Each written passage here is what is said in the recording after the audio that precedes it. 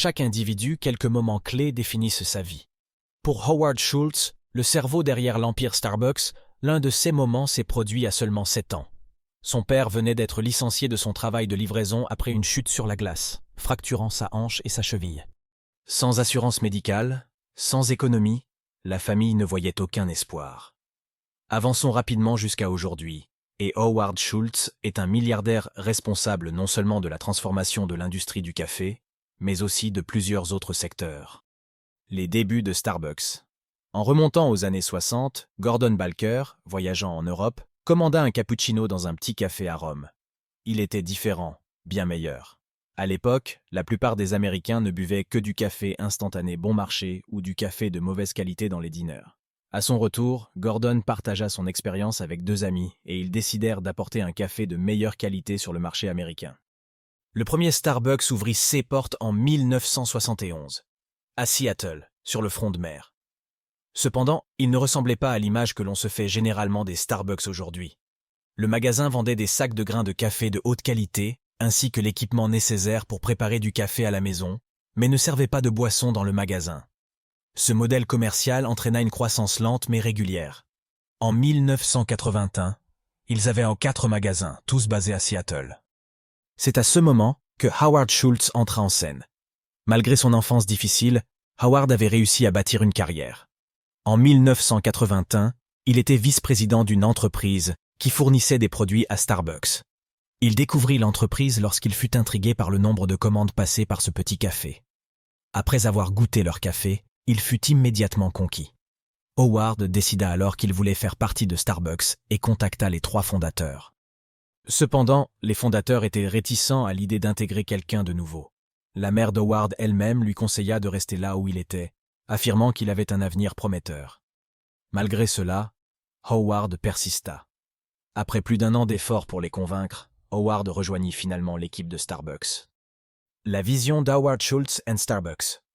En 1983, Howard eut l'opportunité de visiter l'Italie. À l'instar de Gordon, il fut enchanté par la façon dont les Italiens abordèrent le café. La connexion entre les clients et le personnel, l'atmosphère détendue des cafés, tout cela le captiva.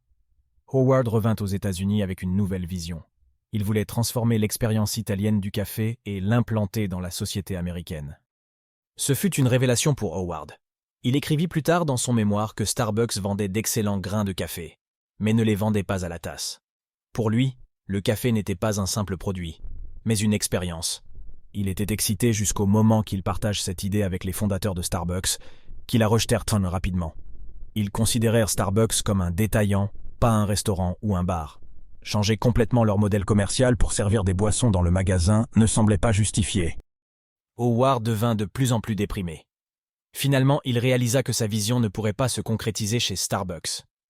En 1985, Howard quitta Starbucks pour créer sa propre entreprise. Il nomma sa société d'après le mot italien pour journal, Il Giornale. Malgré les avertissements de nombreux amis et collègues, Howard parla à 242 personnes de son idée au cours de l'année suivante. 217 d'entre elles lui dirent non. Son plan d'affaires consistait à vendre du café à 3 $ la tasse, alors que le café se vendait généralement à environ 50. 100 à l'époque. La plupart pensaient que les Américains ne paieraient jamais autant pour une tasse de café. Cependant, Howard, persévérant, réussit à lever suffisamment de capital pour lancer sa propre boutique de café de style italien.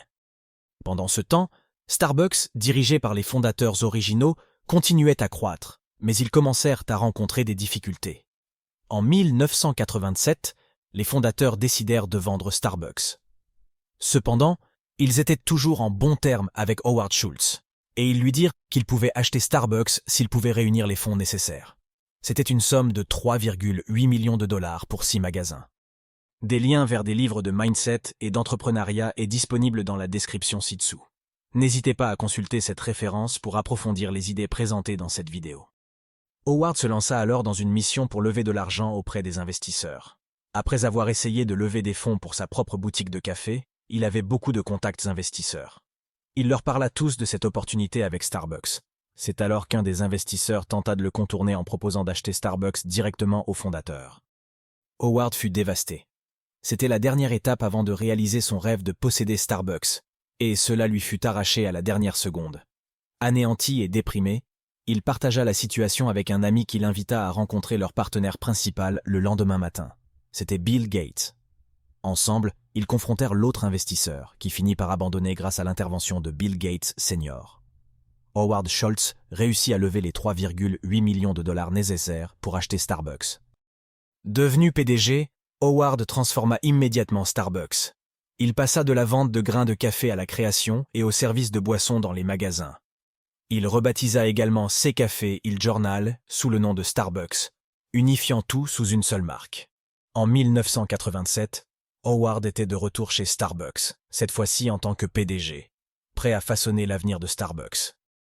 L'expansion mondiale de Starbucks est l'un des premiers actes d'Howard, fut d'étendre Starbucks au-delà de Seattle. Il voulait que tout le monde puisse avoir accès à la même expérience qu'il avait découverte en Italie. La première étape de cette expansion fut l'ouverture de nouveaux magasins dans d'autres villes américaines. Cela prit de l'ampleur au fil des années, avec l'ouverture de magasins à travers le pays. Cependant, Howard Schultz ne voulait pas que Starbucks soit une chaîne de café locale. Son ambition était de créer une marque mondiale. En 1996, Starbucks ouvrit son premier magasin en dehors des États-Unis, à Tokyo, au Japon. Cette ouverture fut un grand succès, et d'autres magasins suivirent rapidement dans d'autres pays. Starbucks devint synonyme de café dans le monde entier. L'expansion internationale de Starbucks ne fut pas sans défi. Chaque nouveau marché apportait son lot de leçons. En Chine, par exemple, Starbucks a dû adapter son menu pour s'aligner sur les préférences locales. Cela incluait des thés plus variés et des aliments plus adaptés au goût chinois. Les ajustements stratégiques ont été cruciaux pour le succès continu de Starbucks à l'échelle mondiale. Les défis et la renaissance de Starbucks. Alors que Starbucks continuait de croître et de prospérer, des défis importants se présentaient à l'horizon. En 2008, la crise financière mondiale a frappé durement Starbucks. Les consommateurs ont commencé à réduire leurs dépenses discrétionnaires, et l'expansion rapide de Starbucks a montré des signes de surchauffe. Howard Schultz, bien qu'il ait quitté le poste de PDG en 2000, était toujours président du conseil d'administration. En 2008, il reprit le rôle de PDG pour tenter de remettre Starbucks sur la bonne voie. Il a rapidement pris des mesures audacieuses pour rétablir l'authenticité de la marque. L'une des décisions les plus marquantes a été la fermeture temporaire de tous les magasins Starbucks aux États-Unis en 2008. C'était une mesure sans précédent et risquée. Plus de 7000 magasins ont fermé pendant une demi-journée pour que plus de 100 000 employés puissent recevoir une formation sur la manière de préparer le café de manière optimale. Cette décision coûteuse a été perçue comme un signal fort de l'engagement de Starbucks envers la qualité et l'expérience client. En plus de la formation, Howard Schultz a pris d'autres mesures pour rétablir l'authenticité de Starbucks. Il a supprimé les machines à expresso automatiques au profit de la préparation manuelle. La mouture du café sur place a été réintroduite pour renforcer l'arôme caractéristique des magasins. Un lien vers le livre mentionné est disponible dans la description ci-dessous. N'hésitez pas à consulter cette référence pour approfondir les idées présentées dans cette vidéo. Aujourd'hui, Starbucks est bien plus qu'une simple chaîne de café. C'est une marque mondiale avec une présence dans plus de 80 pays et des milliers de magasins. Starbucks a diversifié son menu pour inclure une variété de boissons et de collations adaptées aux préférences locales dans chaque région. L'impact de Starbucks ne se limite pas au secteur du café. La présence d'un Starbucks peut même avoir un impact sur la valeur immobilière d'une région, créant l'effet qu'on appelle l'effet Frappuccino. Les magasins Starbucks sont devenus des espaces communautaires, des lieux de réunion, de travail et de détente. Howard Schultz a pris sa retraite en 2018, laissant un héritage durable derrière lui. Starbucks continue d'évoluer avec les tendances du marché, introduisant de nouvelles initiatives telles que le café Nitro Cold Brew et se concentrant sur le développement durable. En conclusion, l'histoire de Starbucks est une saga fascinante qui va au-delà du simple commerce du café. C'est l'histoire d'un homme qui a transformé une tasse de café en une expérience mondiale. C'est l'histoire de Howard Schultz et de sa détermination à partager la culture du café italien avec le monde.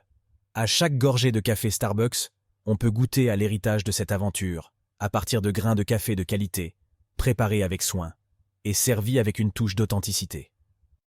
Partagez vos expériences et réflexions dans les commentaires ci-dessous, car votre contribution peut inspirer d'autres membres de notre communauté à entamer des discussions significatives. Enfin, je tiens à exprimer ma gratitude pour avoir suivi cette vidéo jusqu'au bout. Si vous avez trouvé ces conseils utiles, N'oubliez pas d'appuyer sur le bouton « J'aime » en laissant un pouce bleu. Des liens vers des livres de mindset et d'entrepreneuriat est disponible dans la description ci-dessous. N'hésitez pas à consulter cette référence pour approfondir les idées présentées dans cette vidéo. N'hésitez pas à partager cette vidéo avec vos proches, amis et collègues, créant ainsi une chaîne d'inspiration.